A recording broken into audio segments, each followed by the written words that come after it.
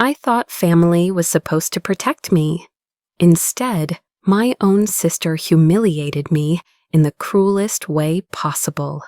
At a job interview, she tossed my resume into the trash and sneered, "You're not even qualified."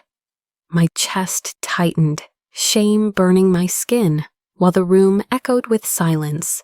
But then the door opened.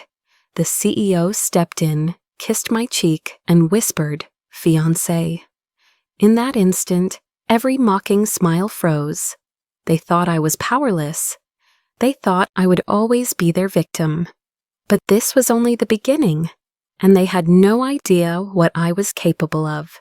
It was 2 a.m. when my phone buzzed on the nightstand. My mother's name flashed across the screen. I didn't hesitate. I never did. I stumbled out of bed, heart racing, imagining some catastrophe, only to hear her voice, sharp but casual. "Lauren, can you come over? The water heater broke, and your father doesn't know what to do." I drove across town half asleep, fixing what they couldn't, only to return home just before dawn, drained yet oddly satisfied. For years, that was my role, the fixer, the dependable one, the invisible backbone of a family that never thought twice about leaning on me. Looking back, it wasn't just that night. It was a pattern woven into my childhood, as if I had been branded with a duty I never chose. While other girls worried about school dances or summer trips, I balanced part-time jobs to pay my younger brother's tuition, bought groceries when my parents' money ran out, and handed over my savings because they insisted it was for the good of the family. I told myself it was love. I told myself that's what good daughters do. Yet every sacrifice chipped away at me, leaving scars I disguised with a smile. My sister Rachel perfected the art of exploiting my loyalty. She could twist guilt into a weapon sharper than any knife. "If you really cared about us, you wouldn't think twice," she'd say. And I never did. I took her words as truth, believing my devotion proved my worth.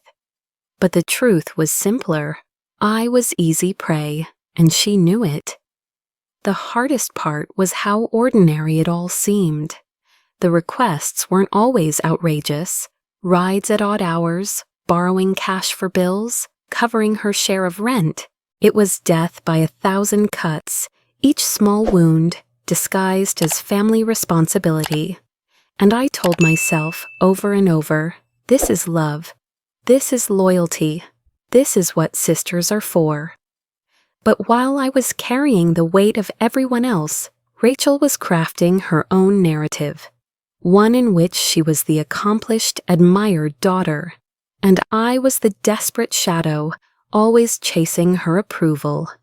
I didn't see it then. I only saw the next task, the next sacrifice, the next way to keep the peace. The red flags were there, waving violently, but I chose blindness. I remember my 30th birthday, the day that should have been a celebration of me. I walked into my parents' house, arms full of cake and wine, only to find it dark and empty. No balloons, no laughter, no family waiting to surprise me. Hours later, Rachel posted photos online of a family dinner I hadn't been invited to. My chest ached, my vision blurred, but when I asked her why, she smirked. "Oh, we didn't think you'd mind. You're always so busy working." And I believed her. I believed I was the problem. There were smaller moments too, each one designed to erode my sense of reality. Whenever I confronted her about the lies or the missing money, she would laugh. "You're overreacting, Lauren. You're imagining things. You're too sensitive." That phrase, "too sensitive," became a hammer. She used to smash my self-trust. I started questioning everything. Maybe I was too sensitive. Maybe I was ungrateful. Maybe I didn't deserve better. Have you ever had that moment?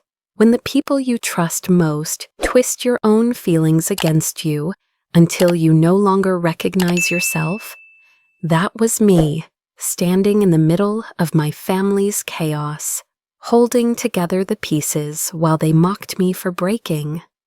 Sometimes I would cry in the shower, letting the water drown out the sound, convincing myself no one could hear.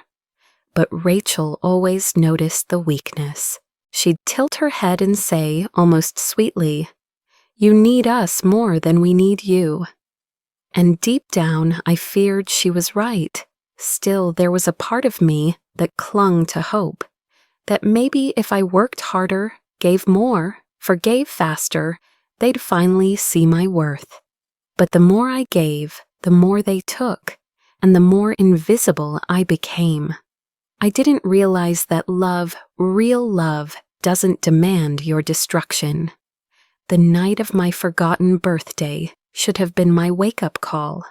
Instead, I swallowed it like bitter medicine, telling myself it was just another oversight. But in truth, it was a calculated erasure, a reminder that in their story, I was background, never the main character.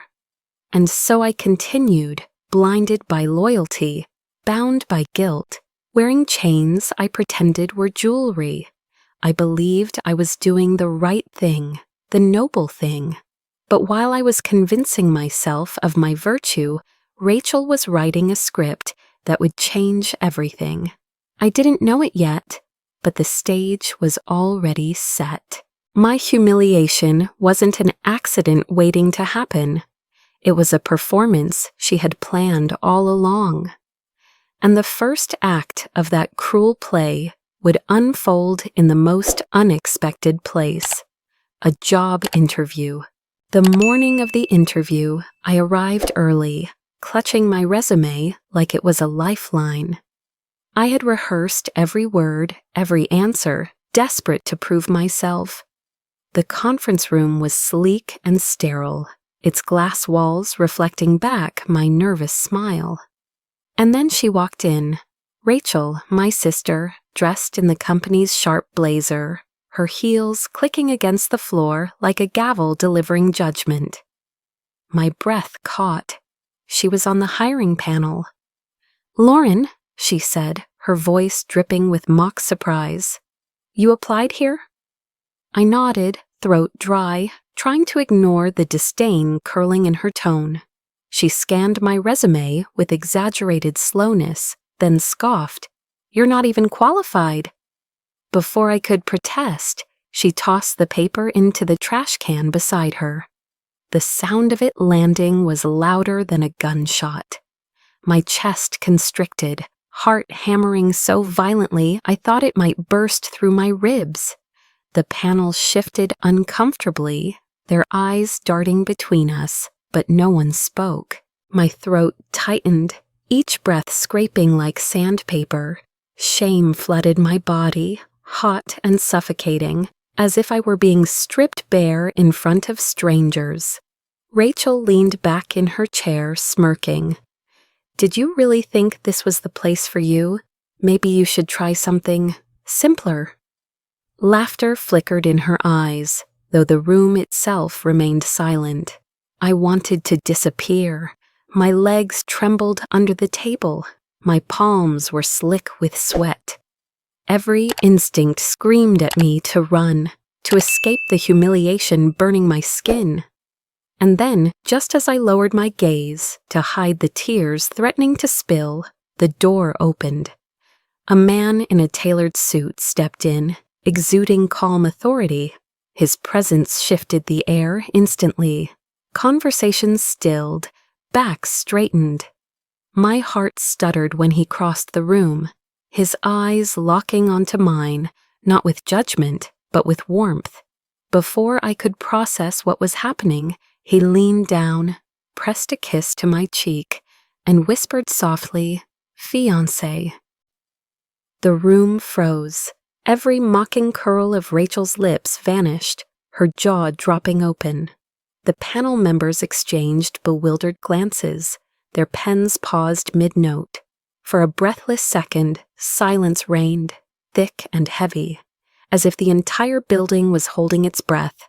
I felt my shame twist into something else. Confusion, yes, but also a flicker of power. The same sister who had reduced me to rubble seconds earlier now sat pale and speechless. Her eyes darted to the CEO, my fiancé, and then back to me, scrambling for footing she no longer had. Inside, I was still shaking, still reeling from the sting of her cruelty. But beneath the hurt, something ignited. A thought, a possibility. Maybe, just maybe, this didn't have to be the end of me. Maybe this was the beginning. After the interview was adjourned, I excused myself, stumbling into the restroom. The mirror revealed the truth I had tried to hide. Red-rimmed eyes, trembling lips, the residue of humiliation still etched across my face.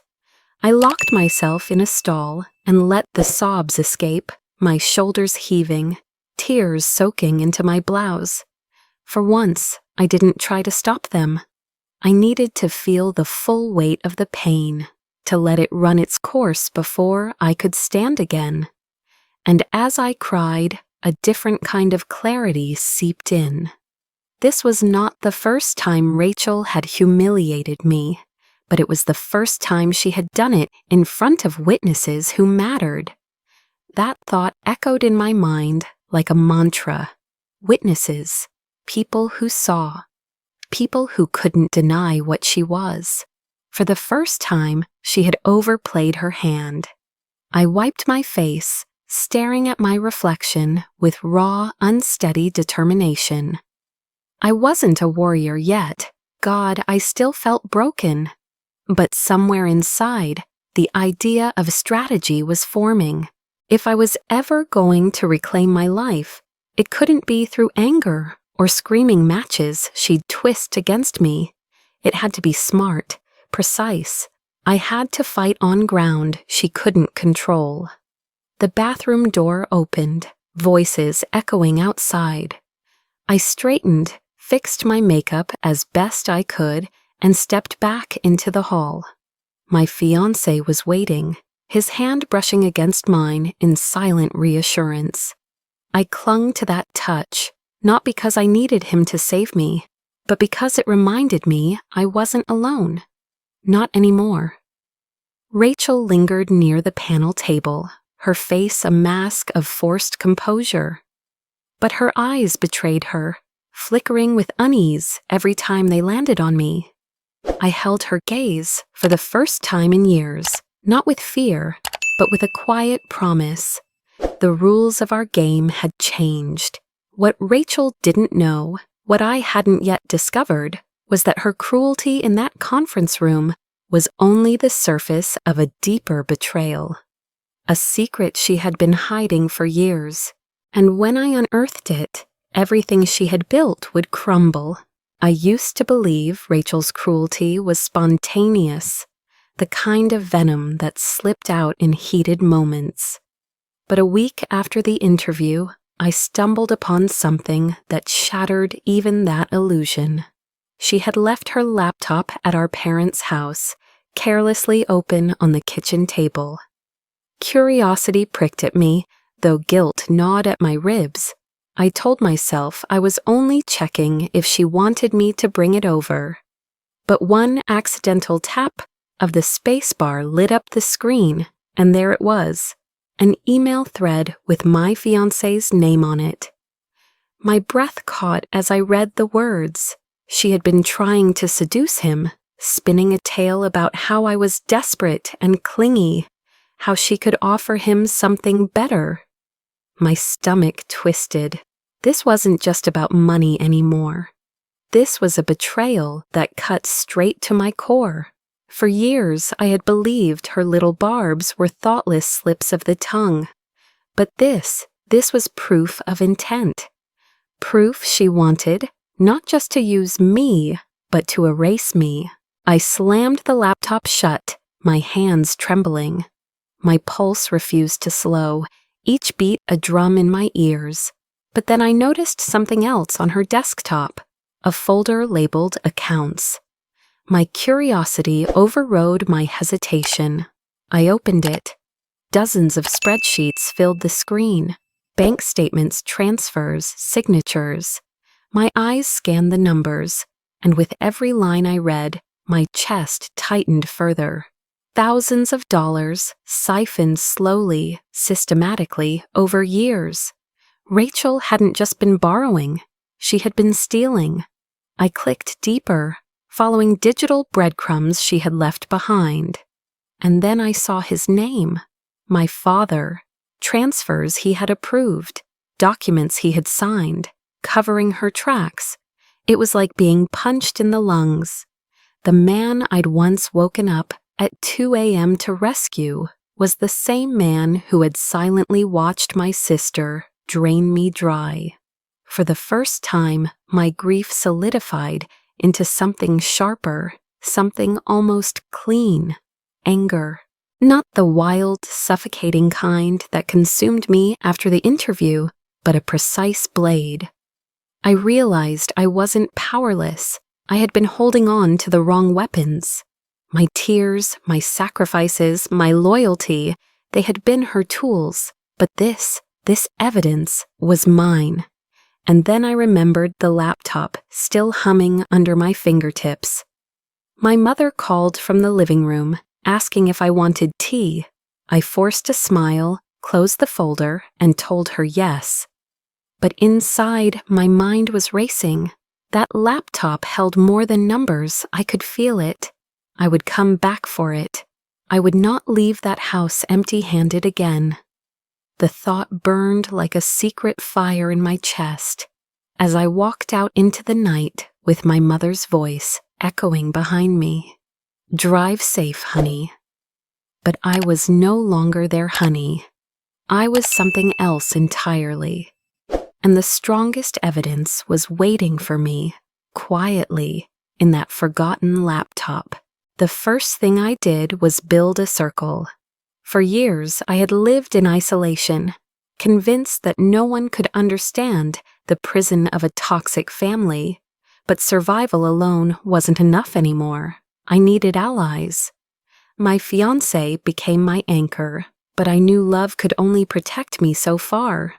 I reached out to a lawyer recommended by a coworker, a sharp woman who listened without flinching when I described the financial theft.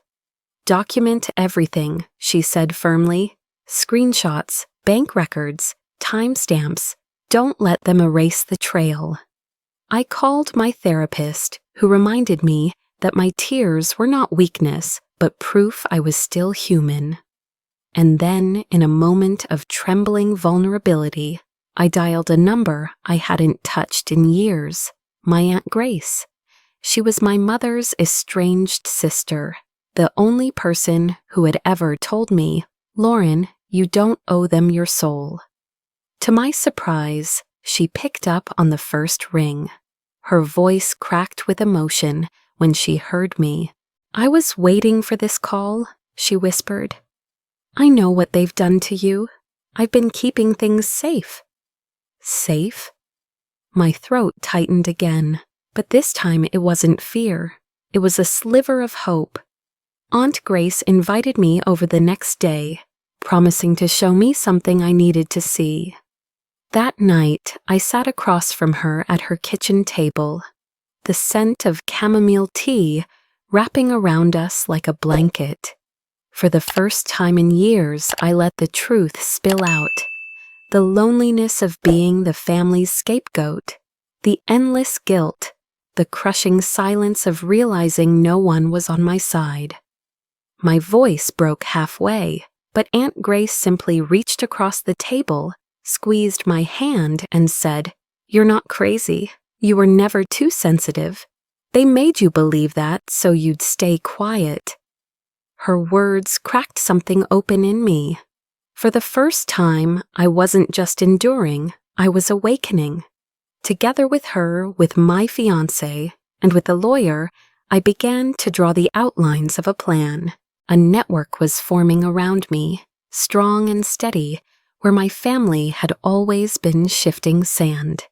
And then, Just as we started piecing things together, I received a message from someone I hadn't spoken to in years. An old friend Rachel had driven away from me with her whispered lies. "I think I know something," the message read. I stared at the screen, my heart pounding in that familiar, frantic rhythm. This wasn't just about me anymore. Other people had been hurt too. The silent army around me was growing. We began to strategize, mapping connections, collecting records, rehearsing what would be revealed and when. Each new ally was another weapon, another shield. I was no longer the girl who ran out at 2 a.m. with her car keys and her heart on her sleeve. I was building something bigger than revenge. I was building justice. And as I sat with Aunt Grace, listening to the secret she had kept all these years, I realized one truth that made my skin prickle, my stomach knot, and my resolve harden into steel. The betrayal I had uncovered was only the beginning. The next revelation would shake everything I thought I knew about my family. The day of my father's birthday arrived, and with it came the perfect stage. For weeks, I had carried evidence like a weapon hidden under my coat. Emails, spreadsheets, recordings. Every piece of proof was ready to be revealed. Each one another nail in the coffin of Rachel's carefully constructed image. The celebration was held in a rented hall, filled with relatives who had not seen me in years, some whispering about my engagement, others still believing I was the lesser daughter. I walked in with my fiancé by my side, my shoulders straight, though my stomach roiled with nerves. The projector we had arranged stood quietly at the edge of the room, waiting for its cue. Aunt Grace gave me a subtle nod from across the tables, and the lawyer sat nearby, a briefcase at her feet like a silent threat. The speeches began, my father toasting to family unity, Rachel laughing at his side, her smile the very picture of false virtue. My chest tightened, but I waited. Timing was everything. Have you ever stood at the edge of a cliff, knowing one step forward would change your life forever? That's what this moment felt like. I asked myself, would you have the courage to expose your own blood in front of everyone who ever doubted you? When the plates were cleared, I rose to my feet. My voice shook at first, but steadied with each word.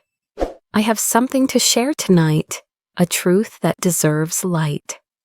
Murmurs rippled through the crowd. Rachel's eyes narrowed, suspicion flickering. The projector hummed and the screen lit up with the first image, an email, her words begging my fiancé to leave me, promising she could offer him more. Gasps filled the room. Rachel shot up, shouting that it was fake, but her voice cracked. The second slide appeared, the bank transfers, her signature alongside my father's. Silence descended, heavier than any scream. And then came the recording. A phone call she thought had been private, mocking me, describing how easy it was to manipulate me into giving money. Her laughter, cruel and sharp, echoed through the speakers. My skin prickled as the room turned toward her. Rachel's mask slipped. She lunged forward, her voice rising. "She's lying. She's been sleeping with the CEO to get ahead. That's the only reason she has anything." Her words hung in the air like poison, daring to rewrite the narrative in one desperate strike. But before the whispers could spread, my fiancé stepped up beside me, his hand firm on my shoulder. "That's enough," he said, his voice cutting through the chaos. "Lauren is my partner, both in life and in the future of this company. She didn't need to manipulate me. I chose her because of her integrity, something you clearly lack." The room erupted, but not in the way Rachel expected. Some relatives looked horrified. Others began whispering about the bank records, the stolen money, the betrayal laid bare. My father's face drained of color, his glass slipping from his hand and shattering on the floor. For the first time, Rachel's smirk faltered completely, replaced by wide-eyed panic. I should have felt triumph in that moment, but instead I felt a strange stillness. This wasn't victory yet, it was collapse. The dominoes had only just begun to fall. Relatives began choosing sides, their voices overlapping. Some defended Rachel, calling the evidence taken out of context. Others shook their heads, disgust written plainly across their faces. My aunt rose, slamming her hand on the table. Enough lies. I kept quiet for too long. They used Lauren because they thought she would never fight back. Well, she's fighting now. The tension in the hall felt combustible, every glance a spark. My father demanded the projector be turned off, but no one moved. Rachel tried to collect herself, brushing her hair back with trembling fingers, but her voice cracked when she attempted to laugh it off. She's making this up. You know how dramatic she is. Yet the evidence still glowed on the screen behind her, undeniable. I felt the weight of dozens of eyes on me, some judging, some awestruck, some finally seeing me for the first time. My heart hammered against my ribs, not with fear this time, but with a new kind of resolve. For once, Rachel had no script to follow, no escape hatch she could crawl through. But deep down, I knew this was only the beginning of the storm. Because when people like Rachel are cornered, they don't surrender quietly. They lash out, dragging down anyone they can. And as I looked into her eyes, wide with fury and fear, I realized with chilling certainty the worst was still to come. The fallout was immediate. By the following week, Rachel was called into the company boardroom, summoned not as a respected employee, but as the subject of an investigation. My fiancé, the CEO, sat at the head of the table, but he wasn't alone. Legal counsel, financial auditors, and senior managers flanked him, their faces grim. I was not in the room, but I heard every detail later. How Rachel stumbled through excuses, how she tried to pin the blame on clerical errors and miscommunications, how she begged for leniency. But the spreadsheets told a different story. The emails painted her guilt in black and white. There was no escaping this time. By the end of the session, her employment was terminated. Worse still, the board voted unanimously to press charges for financial misconduct. The woman who once sneered at me across interview tables now sat alone in a cold, sterile office, her badge confiscated, her reputation in ruins. News spread quickly. Whispers turned into shouts, shouts turned into scandal. Family friends who once admired her distanced themselves overnight. My phone buzzed with messages from people I hadn't spoken to in years, each one dripping with gossip. Rachel's name, once linked with charm and ambition, was now synonymous with corruption. At home, my parents were forced to confront the truth they had spent years denying. Their silence could no longer protect her. My lawyer moved swiftly, presenting documents that showed how my so-called loans had been laundered through Rachel's accounts. The result was simple. They owed me. They had to repay every cent. My father's face, once a mask of authority, crumbled into something pitiful when he signed the repayment agreement. My mother's hands shook as she avoided my eyes. For a brief moment, I felt an almost intoxicating sense of relief. The walls that had trapped me for so long were collapsing. Justice, long delayed, was finally here. And yet, it didn't feel finished. Because even as Rachel's world burned, a question gnawed at me. What did this victory make me? Was I still the woman who ran to fix the water heater at 2 a.m? Or had I transformed into something cold and ruthless? One night, I sat alone in my apartment, the city lights bleeding through the window. The silence pressed heavy, and I whispered into the emptiness, "Am I cruel now? Have I become like her?" My chest tightened as the doubt echoed. Revenge had given me justice, but had it stolen something else in the process? I let myself cry, not the desperate sobs of humiliation, but a quieter grief, mourning the years I had lost, the innocence I had clung to. My tears fell freely, and for the first time, I didn't try to stop them. It was a release, a reminder that my humanity hadn't been erased by strategy and proof. And then something unexpected happened. At a family gathering weeks later, smaller, quieter, strained by scandal, one of my cousins, Emma, approached me. Her voice trembled as she said, "Thank you." Confused, I asked her why. She glanced around before leaning closer. "Because of you, people finally see what Rachel did to me, too.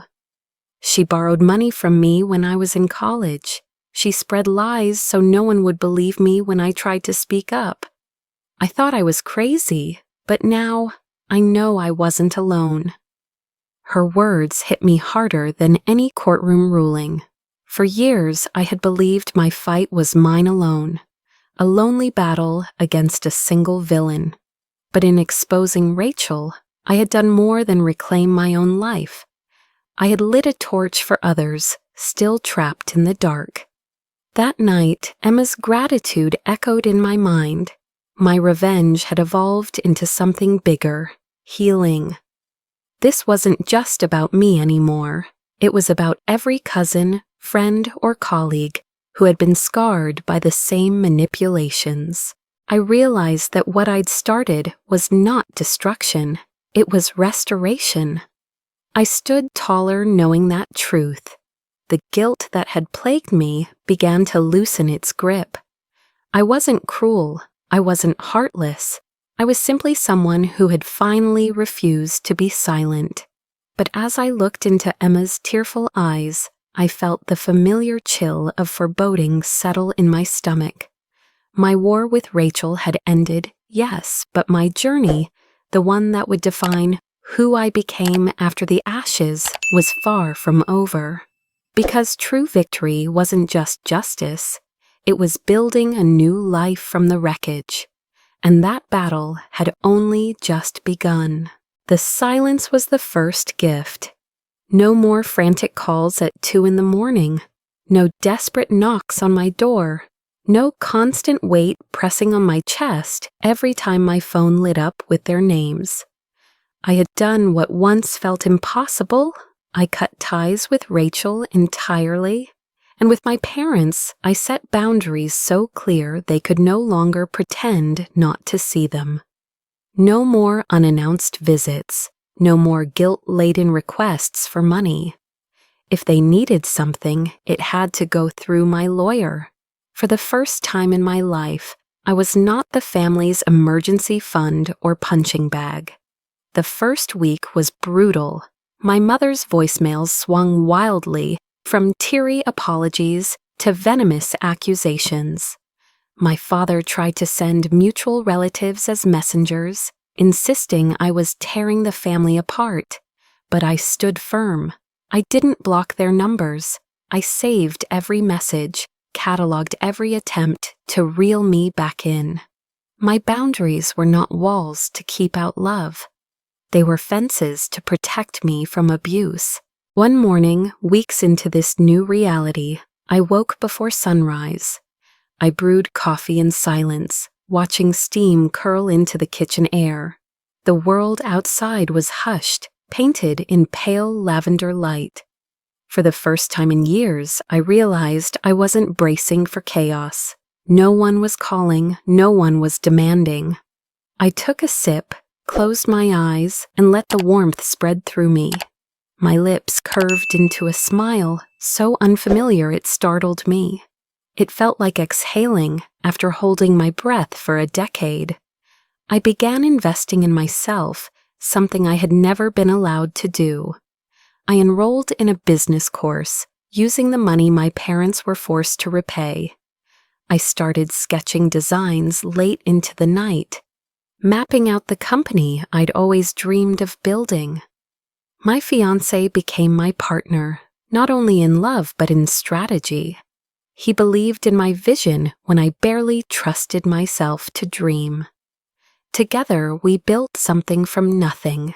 A consulting firm that specialized in helping women untangle themselves from toxic financial dependence. I poured my experience into every workshop, every seminar, every late-night phone call with a client, on the verge of giving up. I taught them how to recognize manipulation tactics, how to track their own money, how to build the kind of independence no one could ever strip away. The workshops grew. Women arrived with haunted eyes and left with notebooks full of strategies, shoulders a little straighter, voices a little louder. Some cried when they realized they weren't alone. Some hugged me like I had given them oxygen. Each time I felt a piece of myself heal. One evening after a seminar, I lingered in the empty hall, stacking chairs and collecting stray pens. My phone buzzed with a new message from an unknown number. I almost ignored it, wary of another trap, but something made me open it. It was a message from a woman I didn't know. "You don't know me," she wrote, "but I saw your story online. Because of you, I finally left my abusive husband. You saved my life. Thank you." I stared at the glowing words, my throat tight, my eyes stinging. This was the real victory. Not Rachel's downfall, not the repayment from my parents, not even the justice served in a boardroom. It was this, knowing that my pain had been alchemized into a lantern for someone else stumbling through the dark. For so long, I had believed my story ended in ruins. That my family had stolen too much, that the scars were too deep. But as I walked out into the night, my husband's hand finding mine, I realized the truth. My story was only just beginning. From the ashes of betrayal, I had built something unbreakable. Boundaries forged in fire, love chosen freely, a community born from shared wounds. My family had tried to destroy me, but in doing so, they had forged a woman who would never bow again. And the most beautiful part of it all, the best was yet to come.